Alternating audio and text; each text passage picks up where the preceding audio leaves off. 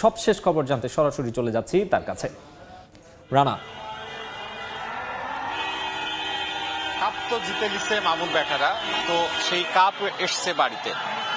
এই দুটি বাক্যে আসলে প্রকম্পিত ধ্বনিত হচ্ছে রাজশাহী পুরো নগর জুড়ে, এবং রাজশাহী পুরো নগরীর মানুষ, উৎসুক মানুষ সড়কের ধারে অপেক্ষা করছেন।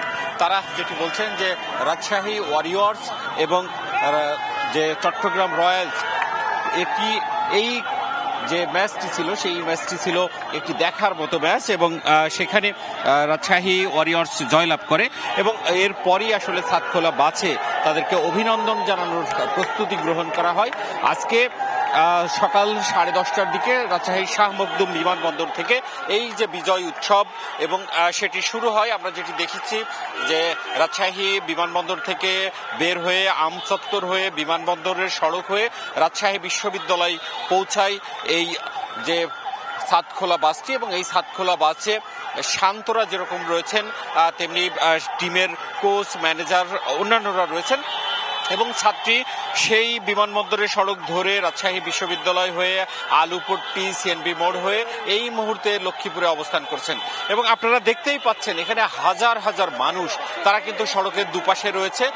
যেসব ক্রিকেটাররা রয়েছেন তারা হাত নেড়ে অভিনন্দন জানাচ্ছেন, এবং একই সাথে তার প্রতি উত্তরে কিন্তু যারা ক্রিকেটাররা রয়েছেন তারাও কিন্তু আসলে দর্শক যারা রয়েছেন, যারা রাস্তার পাশে উৎসুক জনতা রয়েছেন, তাদেরকে আসলে অভিবাদন জানাচ্ছেন। এবং আমরা যেটি দেখেছি পুরো সড়ক জুড়েই অনেকেই ফুল ছুঁড়ে মেরেছেন এবং যে ফুলের শুভেচ্ছা সেটি জানিয়েছেন। একই সাথে জার্সি সহ গেঞ্জি তারা ছুঁড়ে মেরেছেন, এবং সেই গেঞ্জিগুলোতে যারা ক্রিকেটাররা রয়েছেন তারা অটোগ্রাফ দিয়ে আবারও ফেরত দিয়েছেন। সব মিলিয়ে রাজশাহী বিশ্ববিদ্যালয় থেকে এই পুরো নগরীতে লাখ লাখ, বলা চলে যে লাখো মানুষ তাদেরকে যে বিজয়ের উষ্ণ অভিনন্দন সেটি জানিয়েছেন। এবং এখন পর্যন্ত সুশৃঙ্খল উপায়েই এই যে কাপ আইসেছে বাড়িতে সেটি আসলে উদযাপন করা হচ্ছে।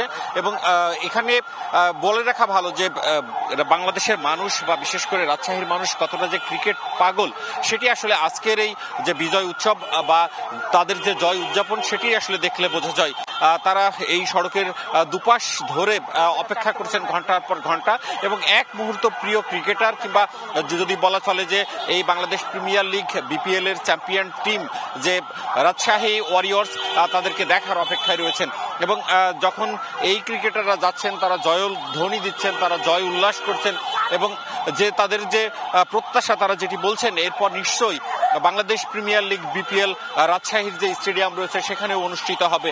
এবং আমরা যখন কথা বলছিলাম বিশ্ববিদ্যালয়ের শিক্ষার্থী এবং যারা রাস্তার দুপাশে দাঁড়িয়ে অপেক্ষা করছেন তাদের সাথে, তারা যেটি বারবার বলছেন যে এখন পর্যন্ত দুবার রাজশাহী স্টেডিয়ামে বিপিএল এর খেলা অনুষ্ঠিত হবার কথা ছিল, কিন্তু এখন পর্যন্ত সেটি আসলে অনুষ্ঠিত হয়নি। দুবার আসলে বিসিবি বলেছিল যে রাজশাহীতে বিপিএল আয়োজন করা হবে, কিন্তু সেটি হয়নি, সেটি এক ধরনের হতাশা রয়েছে। তবে এবার রাজশাহীর যে ওয়ারিয়র্স সেটি বিপিএল জিতেছে তাতেই আসলে মহা খুশি। এবং এখানের যে ক্রিকেটের উন্মাদনা আমরা সেটি কিন্তু দেখেছি। আমরা যেটি দেখি যে আন্তর্জাতিক যেসব খেলাগুলো রাজশাহীতে হয় সেখানে যেরকম উপচে পড়া ভিড় থাকে, তেমনি এই বিপিএল নিয়েও দর্শক এবং এখানে যারা ক্রিকেটাররা রয়েছেন, যারা ক্রিকেট প্রেমী রয়েছেন তাদের কিন্তু উপচে পড়া ভিড় থাকে। সেটি কিন্তু আজকে আমরা আবারও দেখলাম, এবং যেটি শুরু হয়েছে সকাল 10:30 থেকে। এবং এই মুহূর্তে এই সাতখোলা যে বাস ক্রিকেটারদের বহন করছে সেটি রাজশাহী অতিক্রম করছে এবং বর্ণালীর মোড় হয়ে সেটি রেলগেটে গিয়ে শেষ হবে। এবং এখানকার ক্রিকেট প্রেমীদের একটি প্রত্যাশা, তারা যেটি বলছেন এর পরের বার যে বিপিএল অনুষ্ঠিত হবে সেটি নিশ্চয়ই ভেন্যু হবে রাজশাহী। এই ছিল রাজশাহী থেকে আমার কাছে সর্বশেষ। চ্যাম্পিয়ন লেখা বাসে করে বিপিএল